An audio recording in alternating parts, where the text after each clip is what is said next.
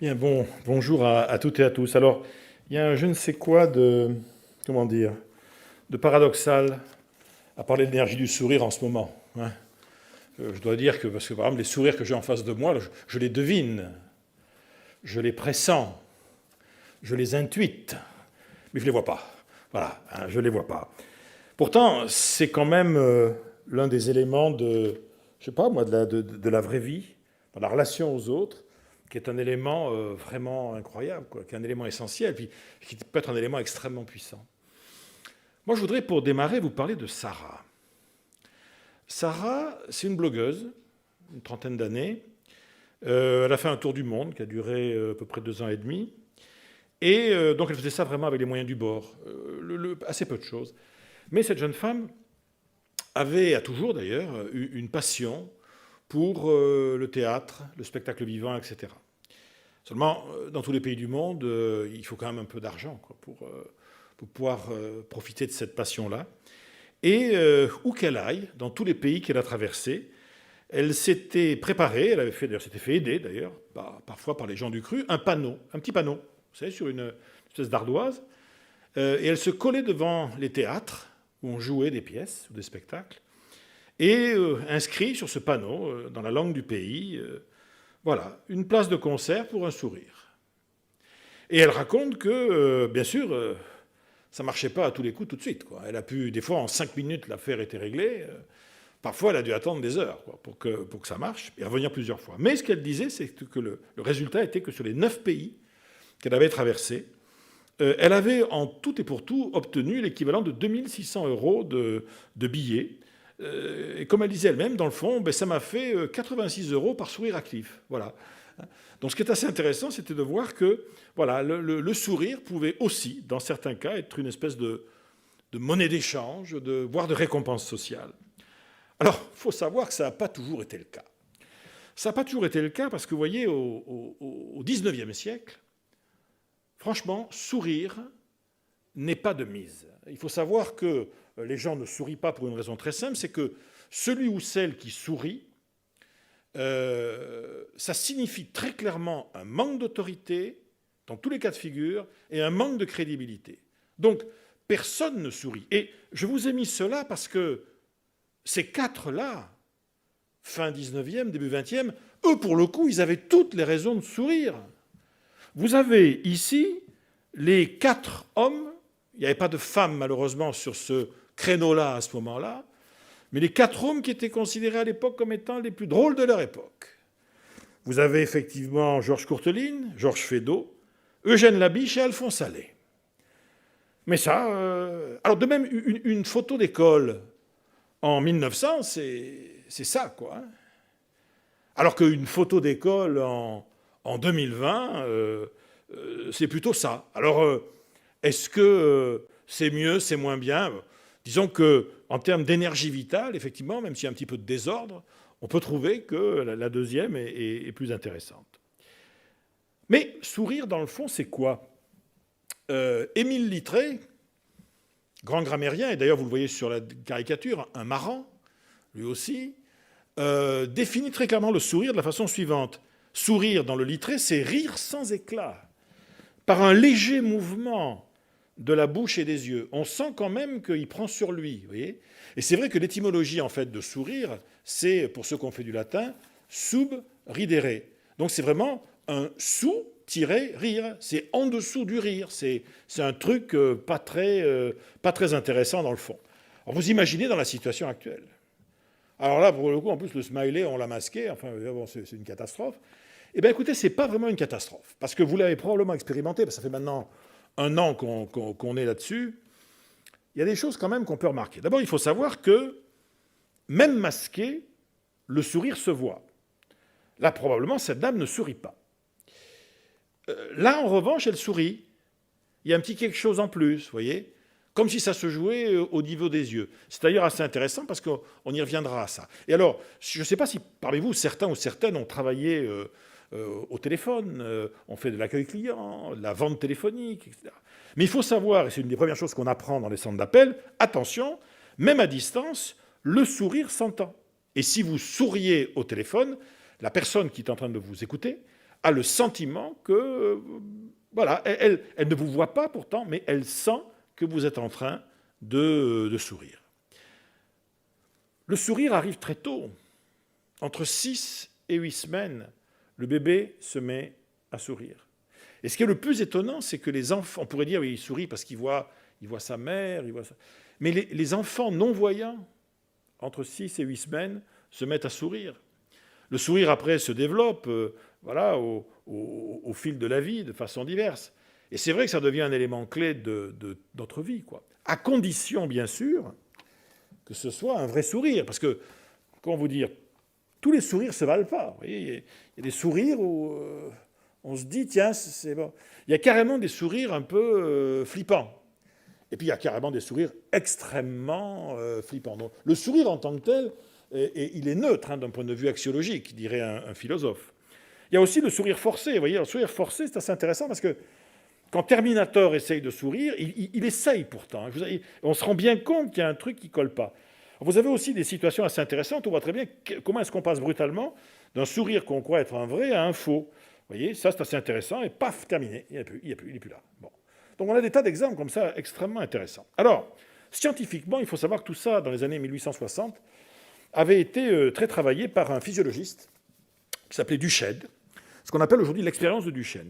Duchenne avait pris des cobayes, il avait collé des électrodes sur la figure, et puis il leur balançait des courants électriques sur le visage, quoi, pour essayer de voir comment est-ce qu'on pouvait arriver à obtenir un vrai sourire avec des électrodes pour savoir quelles étaient les parties du visage qui étaient les plus convoquées, on pourrait dire. On le sait aujourd'hui, mais à l'époque, on ne le savait pas. Et donc, Duchenne s'était rendu compte qu'il y avait effectivement des moments, certains endroits où, quand le sourire devenait un sourire total, ce qu'on appelle un sourire de Duchenne, même si le sourire, et c'est ça qui était le point le plus important dans les travaux de Duchenne, même si le sourire avait été obtenu par une stimulation électrique, donc quelque chose légère, rassurez-vous, c'était pas non plus, c'était pas un instrument de torture. Bon, mais la personne à qui on avait déclenché un sourire complet, donc je vais vous montrer, elle ressentait, sans savoir pourquoi, sans pouvoir expliquer pourquoi, elle ressentait quelque chose qui pouvait se rapprocher d'une légère sensation de bien-être. Alors qu'en fait, elle venait de se prendre du courant dans la figure quand même. Bon. Alors ce qu'on appelle le sourire de Duchenne, c'est quoi? C'est très simple. C'est Paul Ekman, qui était le grand spécialiste de la découverte du mensonge sur les visages, qui nous montre ça. Paul Ekman nous dit, voilà une jeune femme, voilà ce qu'est un faux sourire. Un faux sourire, c'est ça. C'est-à-dire que, vous voyez, les yeux de cette jeune femme ne bougent pas. Elle sourit, elle a un très beau sourire d'ailleurs, mais ses yeux montrent que son sourire est un sourire qu'on qualifiera de social, et ça peut parfaitement suffire dans beaucoup de circonstances. En revanche, s'il apparaît que cette jeune femme fait ça, alors là, pour le coup, pour une raison que j'ignore, elle est vraiment très contente. Si c'est de mon fait à moi, j'en suis ravi, mais peu importe, toujours est-il que là, dès l'instant où les yeux suivent le système, ça sera. Et le vrai sourire, dans le fond, vous voyez, c'est tout. C'est tout le visage dans un vrai sourire. Hein. C'est tout. Voilà, c'est grandiose. Hein. Le vrai sourire, ça ressemblera finalement à ça. Et pourquoi est-ce qu'il y a des énergies dans le sourire? Socialement, on le sait bien. Il y a des énergies dans le sourire parce que le sourire, tout simplement, focalise l'attention. C'est ennuyeux, d'ailleurs. Vous avez tous peut-être fait des réunions en présentiel avec le masque. Et moi, je suis prof ici. Je fais cours avec le masque. Arriver à attirer, focaliser l'attention, c'est très, très, très difficile parce qu'une partie simplement de notre identité va être masquée. Ça permet aussi de créer plus rapidement la connexion avec un individu ou avec un collectif, avec un groupe. Ça favorise aussi, qu'on le veuille ou non, l'attraction. Voilà, dans la vie sociale, sourire aimante davantage la relation positive que le fait de faire la tête. Voilà, c'est un constat. Le sourire aussi rassure souvent. Rassure sur l'autre et sur soi. Le sourire peut être créateur de confiance, voire même, dans certains travaux, être une marque de crédibilité. On a des travaux extraordinaires qui ont été faits où on montrait des photos d'une même personne présentée comme étant une spécialiste d'un sujet donné à des gens qui ne la connaissaient pas plus que ça. Toutes les photos où la personne souriait étaient naturellement, j'allais dire au pif, intuitivement, évalué comme étant l'image de quelqu'un quand même qui était plus compétent que la moyenne dès l'instant où il y avait sourire, alors que l'absence de sourire neutralisait totalement. Ça ne voulait pas dire que celle qui ne souriait pas n'était pas compétente, mais simplement si elle souriait, ça donnait le sentiment, voilà, aux personnes qui avaient regardé les photos, la croyance en tout cas, qu'elle était plus forte. Et grosso modo, le sourire, plus que faire la tête, effectivement, génère aussi davantage de bienveillance et d'entraide. Alors, c'est mon camarade Christophe André, que vous connaissez probablement, qui avait eu cette phrase d'un grand bon sens, qui disait, vous savez, faire la tête fait travailler 40 muscles, sourire à peine une quinzaine, alors reposez-vous et souriez. Ce que je trouve être une injonction chargée de beaucoup de sagesse bienveillante. Donc, vous voyez, sourire, dans le fond, c'est quoi? Sourire, c'est mettre la vie sous tension positive, par le visage, par une gestuelle, par un geste, un mouvement musculaire, mais pas que, qui va en fait changer les choses. Sourire, ça permet peut-être de vitaminer sa vie. Alors, vous savez qu'il y a des expériences extraordinaires qui ont été faites là-dessus. Quand on sourit, par exemple, on paraît plus jeune. Alors ça, c'est une espèce de lifting gratos, le sourire. C'était une enquête qui avait été faite sur des jeunes, sur des collégiens et des lycéens. Donc, vous voyez les tranches d'âge, ça se balade entre 18 et 23, 24 ans, jeunes étudiants. Et on leur montre des photos de quadra, quinca, sexa. Simplement, il y a deux photos. Il y a la photo, qui est une photo neutre. Et c'est vrai que quand on est jeune, un vieux qui a un visage neutre, on croit qu'il fait la tête, quoi. Alors que non, c'est juste qu'il est comme ça, quoi. Il n'a pas de raison de rire, quoi. Et puis il y a des photos où on sourit. Et ce qui était extraordinaire, c'est que chaque fois que les photos étaient présentées, on avait derrière la photo le véritable âge de la personne. Dès l'instant où la personne a un visage neutre, l'âge de la personne est surévalué par la personne qui voit la photo. Dès l'instant où il ou elle sourit, l'âge est systématiquement sous-évalué. Donc là, de ce point de vue-là, je dis toujours, vous voulez paraître plus jeune, souriez, et contrairement à ce qu'on croit, les rides ne font strictement rien à l'affaire.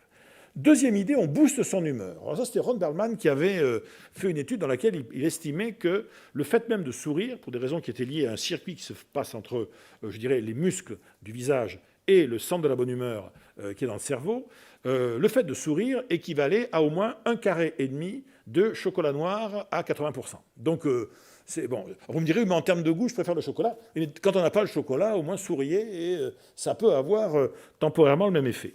Accessoirement, le fait de sourire permet d'afficher une bienveillance.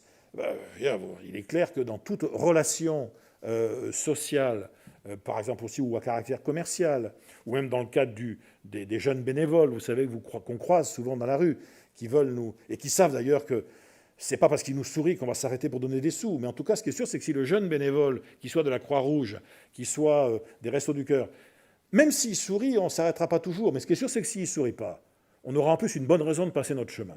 Donc je dirais, c'est vrai qu'en souriant, il nous rend le fait de passer notre chemin plus difficile. Il crée comme ça un minimum de sentiment de culpabilité qui, sur la longue durée, fera que peut-être celui d'après, on finira par s'arrêter.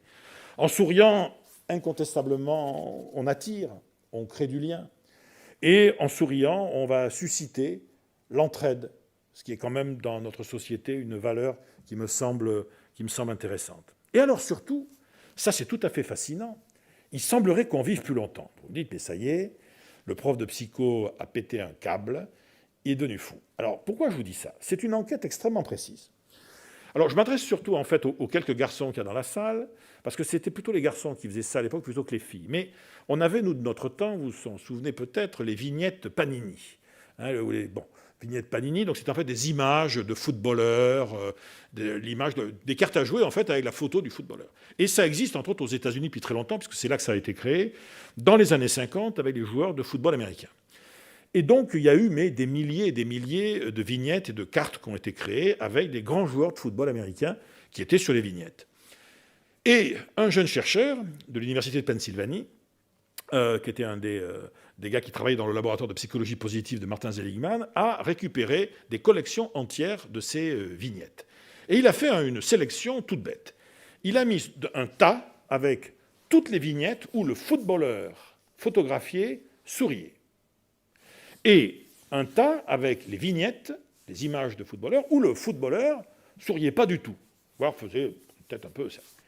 Et derrière, ils avaient les biographies de ces footballeurs.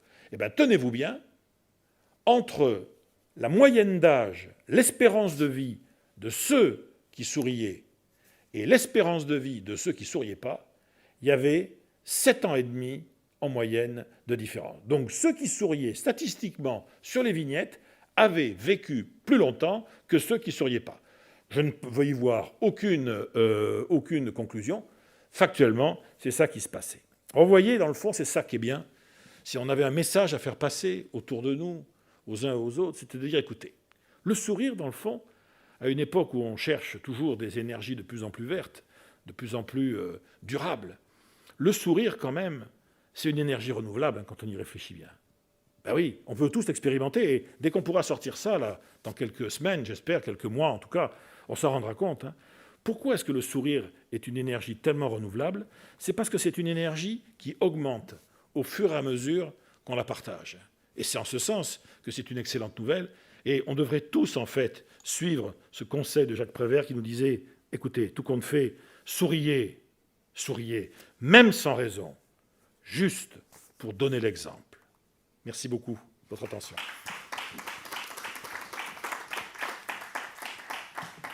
Merci Philippe, un grand merci. Je vais vous laisser la parole, mais peut-être une première question sur, tu en as parlé un peu, mais sur la contagion du sourire. Quel est ton point de vue?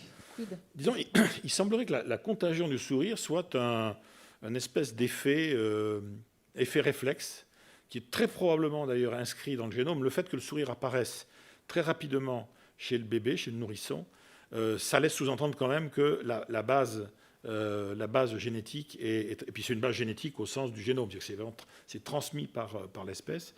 Et donc c'est vrai que quand on sourit, et surtout si c'est un vrai sourire, c'est-à-dire qu'il y a des travaux qui avaient été faits sur, je vous ai parlé du sourire de Duchenne, si les yeux ne sourient pas, le sourire n'est pas contagieux. Si les yeux sourient, s'il y a en même temps le sourire au niveau de la bouche et au niveau des mouvements des yeux, c'est ça qui va déclencher la partie contagieuse du sourire. Mais bien évidemment, il faut bien comprendre, pour être tout à fait clair, que tout ça va se situer dans un environnement social, on va dire, ou neutre ou bienveillant. C'est-à-dire que, nous, pour des raisons, elles aussi, qui sont inscrites dans le génome, nous nous méfierons toujours des sourires des gens en qui nous n'avons pas confiance. Voilà. Donc ça veut dire que le sourire peut même être un accélérateur de la confiance, si on avait déjà, de la défiance, si on avait un peu. Donc c'est vrai que parfois, ça vous est sûrement arrivé d'ailleurs, de ne pas sentir quelqu'un, et la personne se met à sourire et vous la sentez encore moins. C'est-à-dire qu'il y avait votre intuition vous disait qu'il y a quelque chose qui cloche là-dedans. Voilà. Donc c'est en ce sens que c'est aussi un outil d'apprentissage. C'est-à-dire qu'il est très probable que plus on avance en âge, plus on apprend à décoder, sans s'en rendre compte, les sourires des autres, et ce qui fait que des sourires vont nous mettre à l'aise, vont vraiment nous enchanter. Et tout d'un coup, chaque fois qu'un sourire nous met mal à l'aise, il y a toujours une raison. C'est-à-dire qu'on a eu un apprentissage à un moment donné d'un sourire de ce genre qui a débouché sur des conséquences qui n'étaient pas positives. Existe-t-il un sourire intérieur? Je dirais, oui, le sourire intérieur, entre autres depuis Spinoza, c'est la joie. C'est-à-dire que, et c'est la joie, et tu en as parlé, Didier, tu parlais de l'amour, c'est l'amour au sens spinoziste. C'est-à-dire qu'il faut toujours se souvenir que pour Spinoza, que ce soit l'amour de quelqu'un, l'amour de l'homme ou de la femme, qui est l'homme ou la femme de sa vie, l'amour de la société, l'amour de son métier, l'amour de ses enfants, tout amour, c'est d'abord et avant tout se réjouir de l'existence d'eux. Donc c'est sourire intérieurement à l'existence d'eux. Aimer, c'est se réjouir de l'existence de l'autre, c'est se réjouir de l'existence de son métier, c'est se réjouir de l'existence dans la société dans laquelle on est, ce qui ne veut pas dire qu'on aime tout, mais voilà, la notion de se réjouir intérieurement d'eux, c'est effectivement la transcription psychique du sourire. Et c'est effectivement d'une grande tristesse que de ne se réjouir de rien. Si on suit ce que disait Schopenhauer, qui disait que de toute façon, le drame de la vie humaine, lui c'était un vrai pessimiste, puisque lui disait quand même que le drame de la vie humaine, c'est qu'elle nous condamne à être tiraillés entre permanence, entre la souffrance et l'ennui. C'est d'ailleurs la raison pour laquelle, effectivement, vous ne trouverez jamais aucune photo de Schopenhauer souriant. Voilà. Merci. Y a-t-il des questions?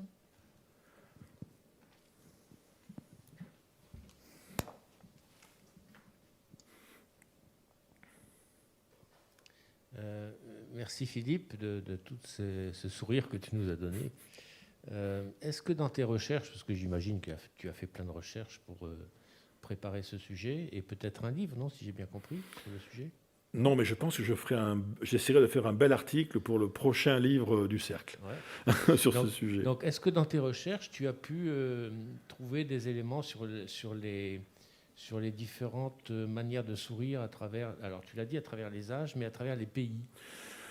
Alors, ça, c'est un sujet, effectivement, en anthropologie physique, mais qui est en fait un sujet sur lequel on n'a pas beaucoup de travaux nouveaux.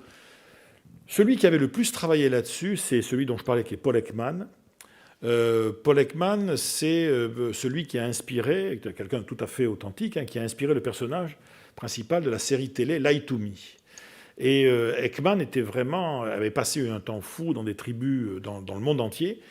Et c'est lui qui avait mis en évidence le fait qu'il existait, en fait, d'un point de vue facial, 6 émotions fondamentales qui ne bougeaient pas, qui étaient invariantes, quelles que soient les cultures, qui étaient en fait donc la joie, la colère, la peur, la tristesse, le dégoût et la surprise, qui, où qu'on soit dans le monde, vont s'exprimer de la même façon. Donc l'expression, elle est transculturelle. C'est la signification qui, elle, va bouger. C'est-à-dire que le sourire, on l'a vu par exemple, le sourire dans l'Europe de la fin du 19e, début du 20e, est quelque chose qui est connoté manque de sérieux, manque de compétences, ainsi de suite. Le sourire dans certains pays asiatiques est une simple marque de politesse. Ce qui fait qu'on peut dire qu'on peut vous sourire d'un côté et s'apprêter à vous trucider de l'autre, juste parce que ça n'avait strictement rien à voir avec la joie de vous rencontrer. C'est un problème de courtoisie et de politesse. Il existe au contraire des sociétés dans lesquelles le fait de sourire est censé envoyer un signal. Alors, en fait, il apparaît que dans certaines sociétés, le sourire peut être une promesse. Dans d'autres sociétés, ça peut être une preuve. Pour d'autres, ça peut être un indice. Mais un des éléments de la communication interculturelle va être justement, pas uniquement pour le sourire d'ailleurs, mais en particulier pour le sourire, de tenter de décoder, tu vois, dans une négociation, dans une discussion, dans une tension parfois, quelle doit être la place du sourire, le sourire pouvant dire, dans certaines situations, je suis à votre écoute. Dans d'autres situations, ça peut vouloir dire aussi cause toujours. Et dans d'autres situations, ça voudra dire parlons d'autre chose.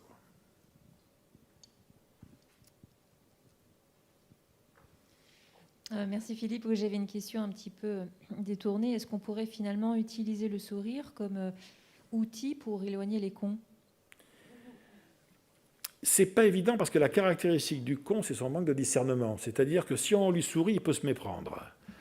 Et croire d'ailleurs, voilà, et voir dans ce sourire une marque d'attraction alors que ce n'était pas le cas. Donc je pense que le sourire, il est dans l'understatement, dans le fond. C'est-à-dire on est dans la communication, c'est le cas de le dire, non verbale. Et c'est vrai que, bon voilà, nous sommes dans des sociétés où le sourire, peut-être dans les relations intimes, familiales, etc., je pense qu'on n'a pas à essayer de maîtriser. Dans les relations sociales, en revanche, il y a toutes les relations qui sont précodées. Parce qu'on a 2 types de relations sociales. On a des relations sociales dans lesquelles le codage n'est pas de mise. Mais il y a très peu. C'est peut-être la relation avec ses intimes, ses amis très proches, etc. Disons que c'est le moins codé possible. Dans la relation avec ses collaborateurs, avec ses clients, ses fournisseurs, ses partenaires d'affaires, je dirais, tout geste, qu'on le veuille ou non, est codé.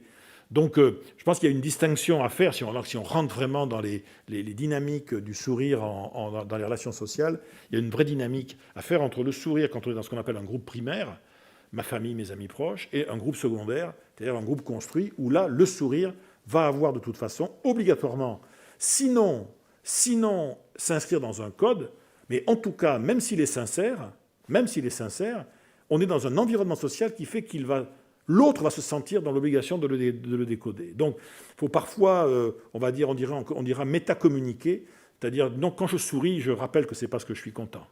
Alors que c'est pas la même chose que de sourire et dire je vais te péter la gueule. C'est pas la même chose quand même, pas la même chose. D'autres questions? Merci, un grand merci Philippe. Merci beaucoup.